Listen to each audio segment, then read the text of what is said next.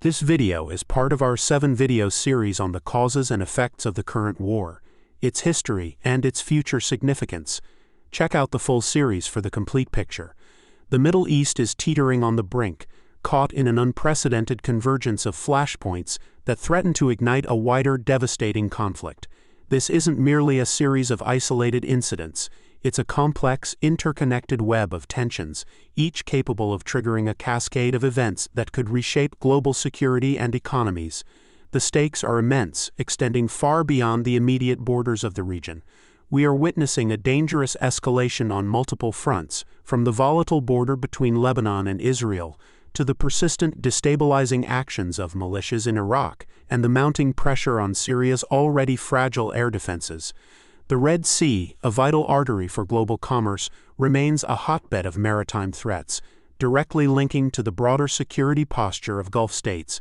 Understanding these dynamics is not just an academic exercise. It is essential for grasping the potential for widespread instability. The probability of cross-border strikes has intensified, and the indicators of proxy coordination across these theaters are becoming increasingly clear. This intricate dance of aggression and deterrence demands a precise, analytical examination to comprehend the true scope of the danger. The region's conflict containment architecture, once a patchwork of fragile agreements and tacit understandings, is now under immense strain, threatening to unravel with potentially catastrophic consequences. The question is no longer if, but when and how these pressures might break through the existing barriers. This report will dissect these critical elements, providing a clear, objective analysis of the forces at play and the potential pathways to a broader confrontation. The world watches, holding its breath, as the Middle East navigates this perilous moment. The implications for international trade, energy markets, and humanitarian stability are profound, demanding our immediate and sustained attention. At the heart of this escalating tension lies the Lebanon front, a powder keg where the Israeli Northern Front contingency plans are constantly being refined. Daily exchanges of fire, often involving sophisticated weaponry, underscore the precarious balance. Hezbollah's strategic positioning and its arsenal represent a significant challenge, pushing the probability of a major cross-border strike to alarming levels. Any miscalculation here could quickly spiral out of control, drawing in regional and international actors. Simultaneously, the situation in Iraq remains a critical concern.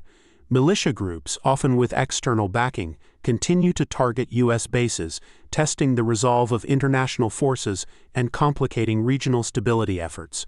These attacks are not random. They are calculated moves designed to exert pressure and demonstrate capabilities, directly impacting U.S. base protection measures. The strategic implications are clear.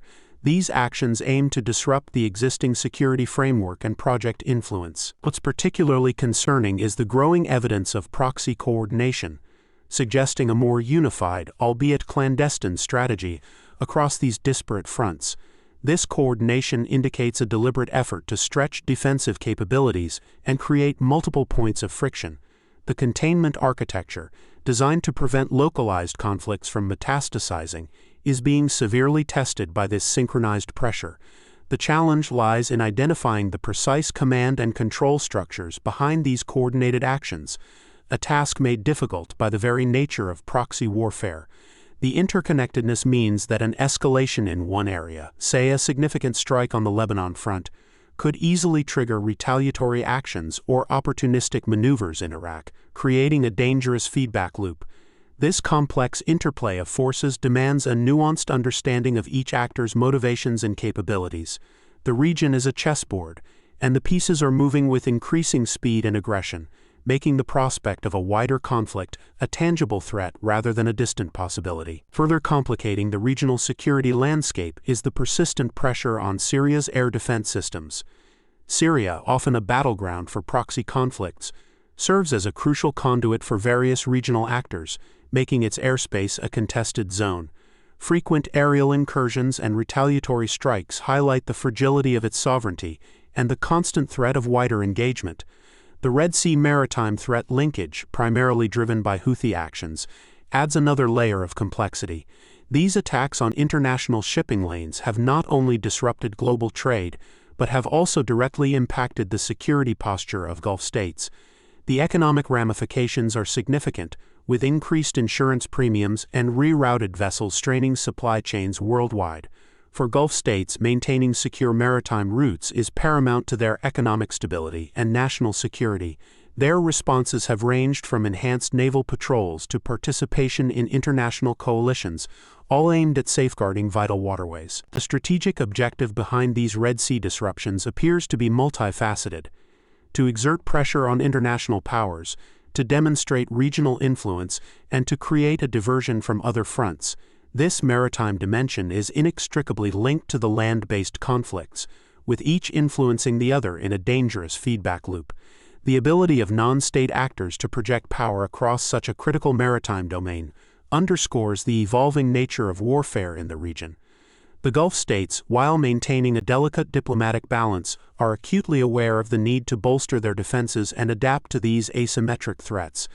The convergence of these land and sea-based challenges creates a volatile environment where a localized incident could quickly escalate into a broader confrontation, impacting not just regional players, but the global economy at large. The sheer volume of military assets now deployed in and around the Red Sea speaks volumes about the gravity of the situation, signaling a heightened state of alert across the entire region. Amidst this escalating tension, diplomatic channels are working overtime, albeit under immense strain. The UN Security Council has been engaged in emergency diplomacy, attempting to de-escalate the situation and prevent a full-blown regional war. However, the effectiveness of these efforts is often hampered by deep-seated geopolitical divisions and the conflicting interests of member states. Ceasefire mediation channels are constantly being explored, particularly concerning the Gaza conflict, which remains a central catalyst for much of the regional unrest. Yet achieving a lasting ceasefire proves elusive, with each breakdown threatening to reignite broader hostilities. The diplomatic posture of Jordan and the GCC states is critical in this context. These nations, often caught between competing regional powers, are attempting to navigate a treacherous path, advocating for de-escalation while simultaneously safeguarding their own security interests.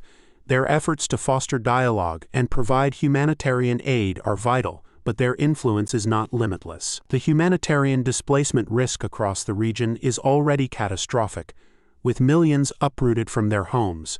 Any further escalation would exacerbate this crisis exponentially, leading to unprecedented levels of suffering and instability. The international community faces a monumental challenge in addressing these humanitarian needs while simultaneously working towards a political resolution. The complexity of these diplomatic endeavors cannot be overstated. Each negotiation is fraught with historical grievances, ideological divides, and the immediate pressures of ongoing conflict. The goal is not just to stop the fighting, but to build a sustainable peace, a task that requires immense political will and a willingness to compromise from all parties. The current diplomatic landscape is a testament to the urgent need for concerted international action, yet the path forward remains fraught with obstacles, making the prospect of a comprehensive resolution a distant hope rather than an immediate reality. The current trajectory suggests a region caught in a dangerous feedback loop, where localized conflicts continually threaten to merge into a wider conflagration. The critical indicators to watch for in the coming weeks include any significant increase in the intensity or geographic scope of cross-border strikes, particularly on the Lebanon front. Furthermore, any moves towards regional airspace closure risk, whether declared or de facto, would signal a severe escalation.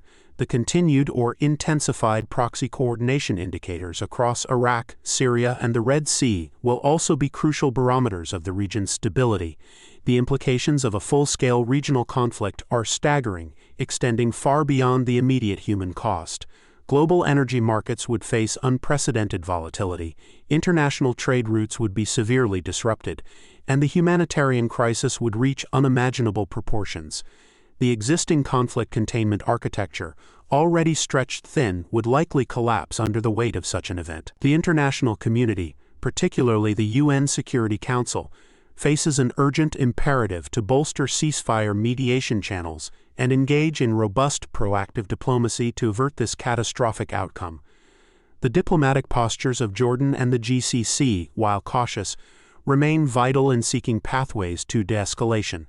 Ultimately, the future of the Middle East, and by extension global stability, hinges on the ability of all actors to exercise restraint, prioritize de-escalation, and commit to a political resolution. The current moment demands not just observation, but a deep understanding of the interconnected risks and a concerted effort to prevent the region from tipping into an abyss. The choices made in the coming days and weeks will echo for generations, determining whether the Middle East finds a path to fragile peace or descends into an even deeper, more destructive conflict. The world watches, hoping for a diplomatic breakthrough, but preparing for the worst.